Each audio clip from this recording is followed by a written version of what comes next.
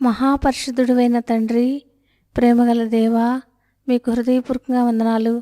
నాకు ఇచ్చిన రక్షణకై స్తోత్రం చెల్లిస్తూ, నా ఎడల చూపించిన ప్రేమ అనురాగాల కోసం స్తోత్రం చెల్లిస్తూ, ఈ సమయాన్ని దీవించమని ప్రభు అయిన యేసుక్రీస్తు నామములో స్తుతించి ప్రార్థించి వేడుచున్నాము తండ్రి. ఆమెన్. జనవరి 26 ఎడారిలో సెలయేర్లు అనుదిన ధ్యానమాలిక. దేశమును నీకు అప్పగింప మొదలుపెట్టి ఉన్నాను, స్వాధీనపరచుకున మొదలుపెట్టుము. ద్వితీయోపదేశకాండం 2వ అధ్యాయం 31వ వచనం. దేవుని కోసం కనిపెట్టడం గురించి బైబిల్లో చాలా వివరణ ఉంది. దీనికున్న ప్రాముఖ్యత ఇంత అంతా కాదు. దేవుడు ఆలస్యం చేస్తూ ఉంటే మనం సహనం కోల్పోతూ ఉంటాము.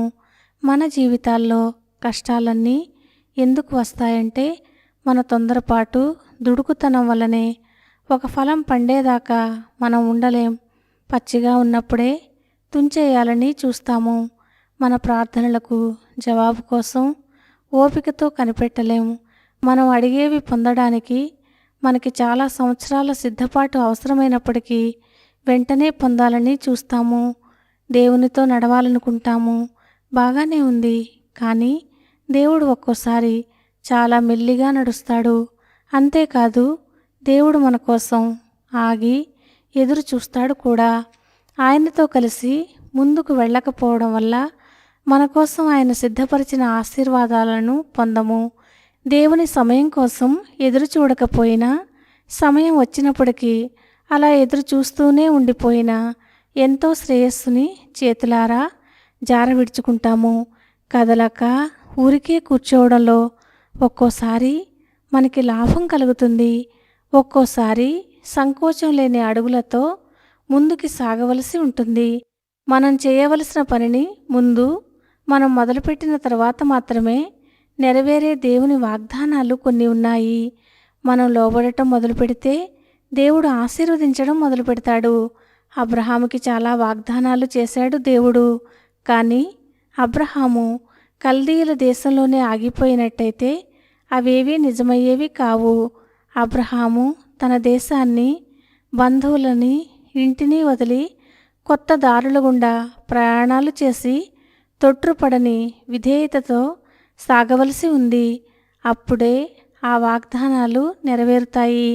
10 మంది కుష్ఠరోగుల్ని ప్రభువు ఆజ్ఞాపించాడు, మీరు వెళ్ళి యాజకునికి మీ దేహాల్ని చూపెట్టుకోండి అని.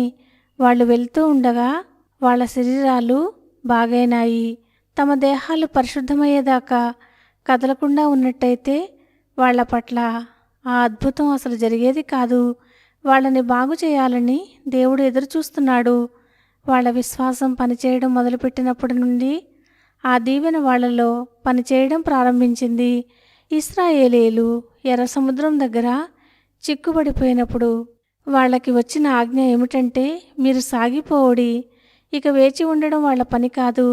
లేచి సాహసోపేతమైన విశ్వాసంతో ముందుకు వెళ్ళడమే వాళ్ళ విశ్వాసాన్ని ప్రదర్శించమని మరోసారి ఆజ్ఞ అయింది.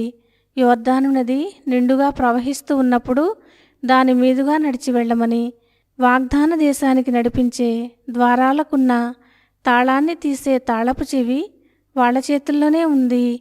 వాళ్ళు ఆ ద్వారాన్ని సమీపించి దాన్ని తెరిచేదాకా అది తెరుచుకోలేదు. ఆ తాళం చెవి విశ్వాసమే. మనం కొన్ని యుద్ధాలు చేయవలసి ఉంది. మనం యుద్ధరంగంలోకి దూకినప్పుడు ఒక వ్యక్తి మన పక్షంగా పోరాడుతాడు. ఆయనలో మనం జయశాలులం. కానీ మనం వణుకుతూ, సందేహిస్తూ మన సహాయకుడు వచ్చేదాకా యుద్ధం మొదలుపెట్టమని కూర్చుంటే ఆ ఎదురు తిన్నులకి అంతం ఉండేది కాదు. ఇది విశ్వాసంతో సమయానికి మించి ఎదురు చూడటం.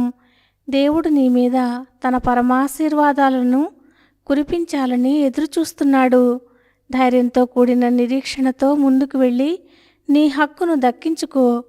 నేను ఇవ్వడం మొదలుపెట్టాను, స్వాధీనపరచుకోవడం మొదలుపెట్టు.